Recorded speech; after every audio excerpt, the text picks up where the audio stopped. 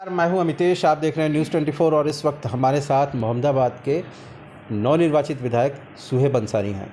पिछले दिनों local body MLC elections को लेकर के काफ़ी गहमागहमी रही। सुहेब अंसारी भी चर्चा के केंद्र में रहे। अब एक दफ़ा जब एमएलसी चुनाव के लिए वोटिंग हो चुकी है तो आगे समाजवादी पार्टी की क्या रणनीति रहेगी। सुहेब अंसारी अब चुनाव जीत चुके हैं। अंसारी परिवार के दूसरी पीढ़ी जो है वो एक तरीके से पॉलिटिकली धीरे धीरे टेक ओवर कर रही है।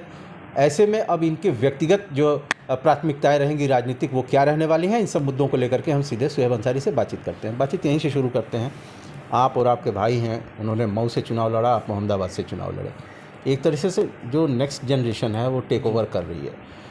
एमएलसी चुनाव के बीच काफ़ी सारी कंट्रोवर्सीज़ रहीं, काफ़ी सारे इस तरह के एक्शंस रहे जिसका आप लोगों ने विरोध किया। चुनाव हो चुका है, अब रिज़ल्ट को लेकर के क्या एक्सपेक्टेशन बन रही है? सबसे पहले आपका स्वागत है। जो एमएलसी का चुनाव कल यहाँ गाज़ीपुर में संपन्न हुआ और पूरे ज़िले में शांति से सब सम्मानित जनप्रतिनिधियों ने अपना वोट जाके दिया।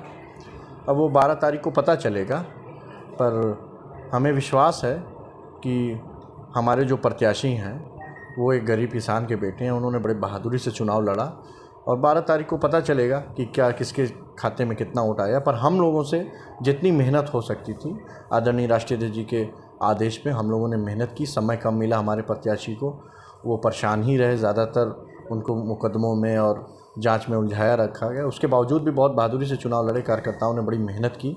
अब आने वाली 12 तारीख को देखा जाता है क्या परिणाम आएगा। पार्टी फोरम पर अगर एक कंपैरेटिव अगर एक पिक्चर ड्रॉ की जाए तो आप थोड़ा जूनियर हैं। हालांकि चुनाव में आप पहले से पोल मैनेजमेंट तो करते रहे, लेकिन खुद आप पहली दफ़ा चुनाव लड़ रहे हैं। लेकिन जिन कैंडिडेट को समाजवादी पार्टी ने पहले इंट्रोड्यूस किया, उनका नॉमिनेशन फाइल कराया, वो बैकआउट कर गए। तो क्या लगता है कि अगर वो बैकआउट नहीं करते तो थोड़ी स्ट्रांग पोजीशन रहती और पार्टी को जो थोड़ी बहुत आलोचना झेलनी पड़ी वो नहीं झेलनी पड़ी? Absolutely right. वो जो हमारे प्रत्याशी थे जिनको हम लोग लेके घूमे, जिनका नामांकन कराया हम लोगों ने, वो बिल्कुल दबाव में उनसे मजबूर करके उनको पर्चा उठवाया गया।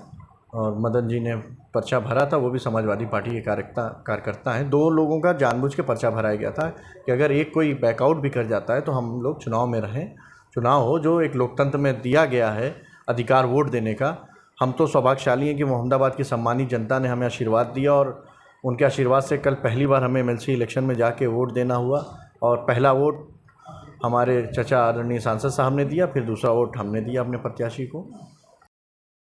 ये परिस्थितियां थी, वो दबाव बना के उठाया गया पर्चा, नहीं तो हम लोग ये चुनाव ही दूसरा होता। खैर, आगे बहुत चुनाव आने हैं और हम लोग लड़ेंगे, मेहनत करेंगे, जनता के बीच रहेंगे। फर्स्ट टाइम एमएलए होने के नाते प्रेफरेंसेस क्या रहने वाले हैं आपकी कॉन्स्टिट्यूएंसी को लेकर? जी, हम तो फर्स्ट टाइम बने हैं, बट इस सीट से मेरे चचा 5 बार रहे हैं, मेरे वालिद साहब 2 बार रहे हैं। जो विकास हम लोगों ने कराया वही इस क्षेत्र में हुआ है। उसके बीच में जो लोग यहाँ रहे हैं, एक भी काम जनता का या क्षेत्र का नहीं हुआ, सिर्फ अपना विकास किया उन लोगों ने। अब वही जो चीज़ें, जर्जर सड़कें हैं, पूरा कटान की है, बिजली की समस्याएं हैं, नौजवानों के लिए शिक्षा का कुछ नहीं है, स्वास्थ्य का कुछ नहीं है, ये मेरी सारी प्राथमिकता है।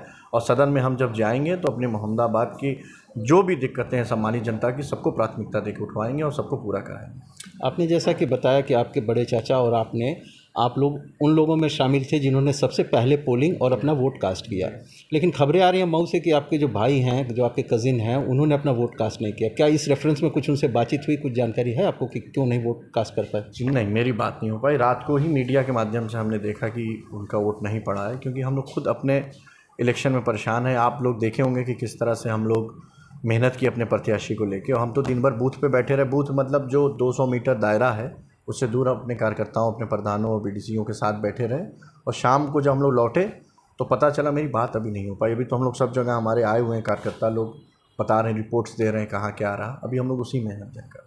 सादात की एक वीडियो है जिसको कि आपके नेशनल प्रेसिडेंट ने ट्वीट किया है, उसको लेकर के आप जो पार्टी फोरम के लोग हैं उनको क्या जानकारी मिली है, और क्या आप लोगों ने उस वीडियो को जिस रेफरेंस में कोट किया जा रहा है उसकी ऑथेंटिसिटी वगैरह को कुछ चेक किया, कुछ इन्फो लेने की कोशिश की वहाँ से? नहीं, ये बिल्कुल हकीकत है, ये बिल्कुल हकीकत है। और वहाँ ये हुआ है, हम तो उनको धन्यवाद देना चाहेंगे कि बहादुर महिला है, उन्होंने अपनी आवाज़ उठाई और सच सामने आया, नहीं तो लोकतंत्र का गला घोटा जा रहा था। प्रधान और बीडीसी सम्मानित हमारे सारे लोग खड़े हुए थे और उनका वोट कोई और एक लोग बैठ के दे रहे थे, ये बिल्कुल गलत हुआ है। खैर वो पता चल गया तो उसके बाद प्रशासन आया, रोका गया, तो उसके बाद जो बेईमानी उन लोगों को करनी थी उससे पहले उन लोगों ने तो कर ली, उसके बाद फिर वोट पड़े। तो क्या इसका कोई ऑन रिकॉर्ड आप लोग इलेक्शन कमीशन या किसी फोरम पर आप लोग रेस करेंगे, इसकी शिकायत करेंगे, या शिकायत हो चुका है पार्टी की तरफ से? अब पार्टी के जिलाध्यक्ष जी से हम लोग बात करेंगे, मेरी भी अभी उनसे मुलाकात नहीं हुई, बात नहीं हुई। अब ये तो पूरा राष्ट्रीय अध्यक्ष जी के नॉलेज में है सारा, तो ज़रूर इस पे होगा, 100% होगा बिल्कुल। चुनाव के पहले न्यूज़ 24 ने आपसे बातचीत किया था, आपके एजेंडे को जाना था, आपने कुछ 5 या 7 बातें अपने कॉन्स्टिट्यूंसी को लेकर के कही थी।